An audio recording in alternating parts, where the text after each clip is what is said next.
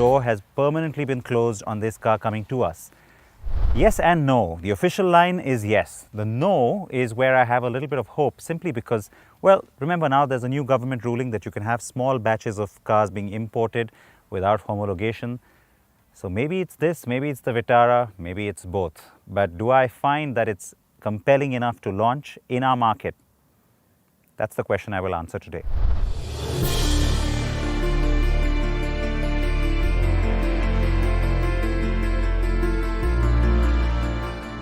The Jimny has endured over time, gaining in popularity in several markets where it's been sold since 1970 under different names.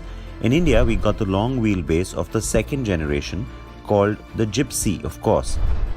And now the long delayed and much awaited fourth generation of the Jimny is out worldwide and is gaining not just in popularity but also respect. That respect comes from being appreciated for its purpose-built, true approach. The Jimny with me is dressed in the very high visibility kinetic yellow, which I thought looks kind of green, but oh well, that's what it's called. The Jimny will get your attention the second it comes into your frame of view. It's square, tall and altogether adorable with that front grille and those round headlamps. The car sits tall, having gotten taller since the last generation. It's also wider and yet is shorter than before, but the front overhang has been reduced to allow for a better approach angle. The looks are very retro, very cute and very sharp. The customary rear door-mounted spare wheel is part of this, though you would better get used to knowing that it's there when you're backing into spaces. Yup, you guessed it, there's no reverse camera or parking sensors. Like its predecessors, the new Suzuki Jimny is also built using a body-on-frame chassis. Step 1 of staying true. Step 2, keep it 3-door only. And then the crucial next step, a naturally aspirated 1.5-litre petrol mill that churns out 101 bhp and 130 Nm of torque. The gearbox, but naturally, is a manual 5-speed. So there's no turbo, no fancy automatic, and the reason? Quite simply to keep the car mechanically as pure as possible and to afford an effective 4x4 performance. Now there is a 4-speed automatic gearbox on offer, but even Suzuki expects no more than 10% sales worldwide to come from that rudimentary auto.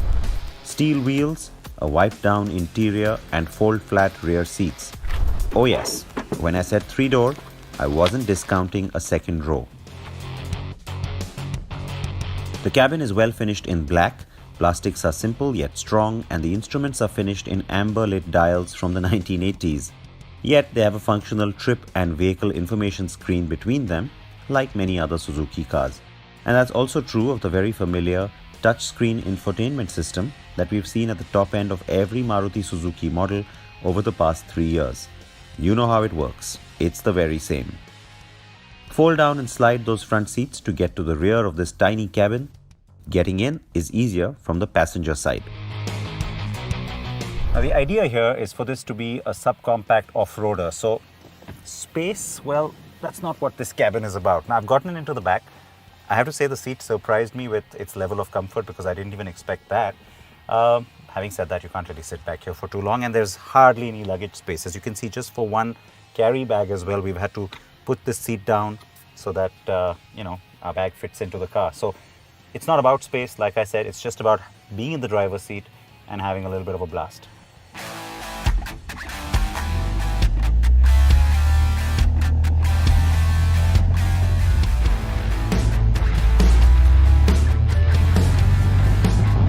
As soon as I had the car on the road, I realized that this is a different animal indeed. The engine is all too loud, the driving posture all too upright, and the body roll is all too obvious. And yet I was having a great time already. Is that strange? Perhaps the answer lies in the incessant barrage of Me Too type vehicles that are easy, convenient and extremely boring after a point. The Jimny is anything but boring. Now the car will already endear itself to you with its cute retro looks. You can't help but smile when you look at one. And well, that sort of experience continues when you get into the cabin and you start driving the car. It's got this nice quirky character. The really short wheelbase gives it a lot of a fun element despite the skinny tires. And yeah, this one's got a stick shift too. So am I having fun? Yes.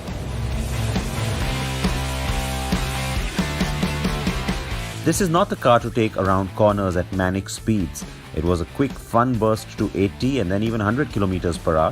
120 is reasonably smooth, but then it's a struggle to hit 140 km per hour, which is pretty much where it tops off.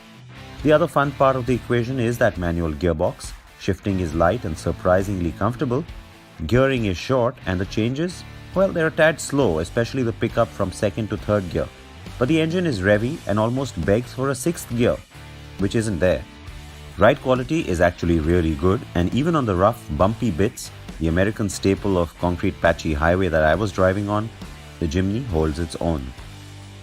The car handles surprisingly well. I mean, given its short wheelbase, its tall stance, and those skinny tires, I did not expect that. The only thing I would have loved to have seen is a much more precise steering. It's just, it's a little too soft for my liking. But otherwise, it's a really fun car to drive. So the Jimny's Achilles heel is the steering. It is slow, too soft, and lacks precision. It also has a lot of play, and so you find your arms doing a lot more than the driving situation requires, and the response is a little deferred. What helps though that this is a tiny car. Given its stance and suspension setting, I did expect the car to bounce around, which it did not. Staying in two-wheel drive is best on the road, though the handy on-the-fly 4x4 lever allows the car to go up to 100 km per hour in four-wheel drive mode too. I was promised that the car does extremely well off-road with its easy-to-maneuver chassis, approach and departure angles, and grunt. The car with me is a German spec vehicle and I'm driving it in America, which meant that the speedometer and kilometers were not in miles and there was no active navigation system. The reason I'm driving the Jimny is because it's been brought to the US for a special opportunity that jurors of the annual World Car Awards are getting to test this year's nominees. So the big question really is, does something like this work for our market? Especially given that the Vitara Brezza is already there. Well, I'll tell you what, the simple short answer to that, yes. Why do I say that? Well, because the Vitara Brezza isn't an off-roader. There is no four-wheel drive. This is something that could occupy a very, very interesting niche position. It's almost kishy. It's almost high-end in that sense, not price-wise, but in terms of positioning. It could be that little jewel in Maruti Suzuki's portfolio. And, it's not for everyone. So it could be limited to just a few cars, like a smaller volume by comparison. And as that kind of an offering, yeah, it works.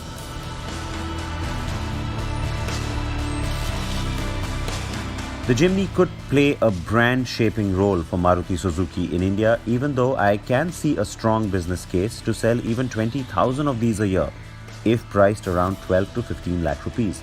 But given Maruti's always strained production capacity, a flagship import is probably where the Jimny could still do some justice in our market. I would buy the Jimny over the Vitara Brezza, as also over the TUV 300, Nexon, EcoSport, Creta, and dare I say the Duster. Those are all family cars in India, aren't they? The Jimny is not. And no one has dared to go there in India. It's about bloody time someone did.